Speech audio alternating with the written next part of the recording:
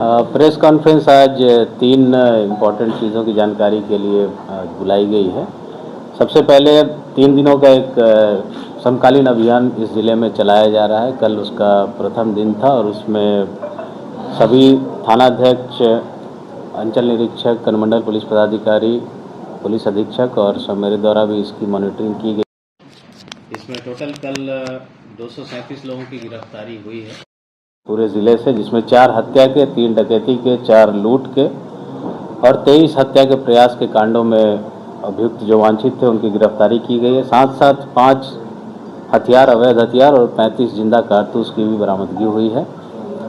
अभी 2 दिन और शेष हैं। हमें उम्मीद है कि इसमें और गति आएगी और कई अभियुक्त जो वांटेड हैं हीनियस केसेस में भी उनकी गिरफ्तारी की जाएगी। एक ये था। दूसरा केस जो हवाई अड्डा में केस हुआ था, जिसमें लेकर प्रेस ब्रीफिंग की गई थी, उसमें एक वांछित अभियुक्त सुमित, उसकी भी गिरफ्तारी कर ली गई है। उससे कल पूछताछ भी की गई और मुन्ना महतो और रंजीत पटेल, उसको पुलिस रिमांड पर कर लिया गया था, उससे भी पूछताछ की गई। कई अन्य सुराग मिले हैं इस केस से संबंधित, कई अन्य लोगों के नाम भी सामने आए हैं और कुछ घटनाएं 1-2 और इसमें बढ़ी हैं जो पहले से जानकारी हम लोग को थी 5 केसेस की, उसमें 1-2 केसेस और बढ़े हैं, उसकी भी हम लोग तफ्तीश कर रहे हैं। जो ज़रूरी साक्ष्य हैं इन लोगों के विरुद्ध वो हम लोग एकत्रित कर रहे हैं और जैसा मैंने पहले भी कहा था, हम लोग जल्द से जल्द इसमें आरोप पत्र समर्पित करते हुए जल्द से जल्द इसमें सज़ा दिलवाएंगे।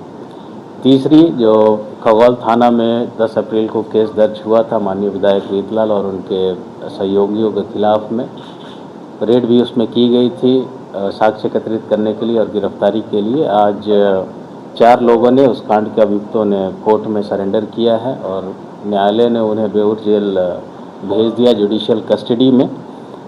इसमें माननीय विधायक रीतलाल यादव जी, उनके साला चीकू, भाई पिंकू और उनका एक आदमी है श्रवण, जो सभी एफआईआर में नेम्ड एक्यूज हैं, उन सभी लोगों ने सरेंडर किया है और सभी को न्यायालय द्वारा बेऊर जेल भेज दिया गया है जुडिशियल कस्टडी में। हम लोग कोशिश करेंगे आगे अगर कोई एविडेंस और आता है तो हम लोग रिमांड पर भी लेंगे। जो भी जरूरी साक्ष्य होगा उस केस में वो एकत्रित करके हम लोग अच्छी तरह कार्रवाई करेंगे। एविडेंस अगर नहीं आएगा आगे तो उनको रिमांड पर नहीं लिया जाएगा। रिमांड पे लेने का कोई मकसद होता है। पुलिस रिमांड पे तभी लेते हैं जब पूछताछ में, इन्वेस्टिगेशन में कुछ ऐसी बातें हों जो अभियुक्त ही बता सकते हैं, तभी पुलिस रिमांड पर लिया जाता है। अननेसेसरी पुलिस रिमांड पर लेने का कोई औचित्य नहीं है। प्रशासन के ऊपर AK-47 उसकी हत्या कराने का प्रयास, पुलिस हत्या की साजिश रची, उन्होंने विधायक। देखिए, ये तो हमारी संज्ञान में नहीं है, बट अगर ऐसा आरोप है तो हम कहेंगे कि हम निराधार है। हम लोग की तरफ से कोई ऐसा प्रयास नहीं किया गया किसी की हत्या के लिए, षड्यंत्र रचने के लिए, स्पष्ट होना चाहिए। लगातार रेकी की जा रही थी पुलिस STF की तरफ से, ये रीतलाल यादव ने कोर्ट में कहा अपने बयान में। अब कोर्ट में क्या कहा है हमें तो नहीं पता है।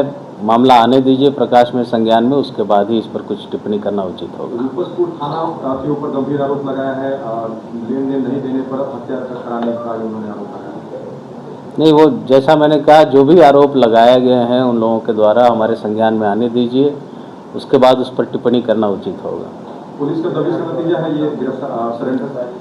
देखिए, अभियुक्तों की गिरफ्तारी के लिए हम लोग छापेमारी करते रहते हैं और सरेंडर तभी करते हैं अभियुक्त जब दबिश हो, उन्हें लगता है कि गिरफ्तार होंगे, कोई और रास्ता नहीं दिखता है। गिरफ्तारी अगर नहीं होती तो कुर्की जब्ती होती है सभी केसेस में, तो दबिश के कारण ही पुलिस ये अभियुक्त सरेंडर करते हैं, अदरवाइज सरेंडर करने का कोई औचित्य नहीं है। सुरक्षा गार्ड भी आपके बिल्डर को, ये सभी को जो उसमें कांड के वादी हैं और जो गवाह हैं उन सभी को हम लोगों ने सुरक्षा मुहैया करा दी है आसन्न खतरे को देखते हुए, और जैसा होगा आगे अगर एक्सटेंड करने की ज़रूरत होगी तो उसको भी हम लोग एक्सटेंड भी करेंगे।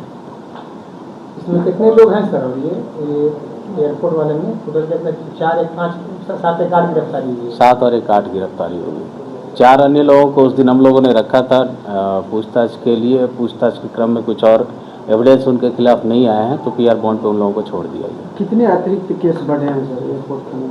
टोटल अभी तक 7 केसेस हम लोग के संज्ञान में आए हैं, 6 और 7 केसेस। उन सभी का डिटेल हम लोग निकाल रहे हैं और पहले भी हमने कहा था कि जिन केसेस में कांड दर्ज नहीं हुआ है अभी तक, सभी में प्राथमिकी दर्ज करके अग्रतर अनुसंधान भी कर रहे हैं हम लोग। इन लोगों का खाता पता चला कहाँ कहाँ है, लोग पैसा ट्रांसफर किया है? सभी डिटेल आए हैं और हर एक डिटेल को मुझे लगता है प्रेस में देना उचित भी नहीं है। सभी पे हम लोग काम कर रहे हैं। जैसा जैसा एविडेंस आता जाएगा हम लोग अनुसंधान में लाएंगे, साक्ष्य के तौर पर लाएंगे। जो अवैध संपत्तियां होंगी सभी की अपराध जनित कार्य से एकत्रित की हुई, उन सबको सीज करने के लिए जो भी कानूनी प्रक्रिया होती है उसको भी हम लोग आगे करेंगे। आर्थिक अपराध इकाई को भी मिलेगा जांच के लिए, क्या इसको अगर जरूरत पड़ी तो? आवश्यकता अनुसार हम लोग उस पर भी कार्रवाई करेंगे, उनकी भी मदद लेंगे। जहाँ पे एक्सपर्टीज़ उनकी है उसमें हम लोग अवश्य मदद लेंगे।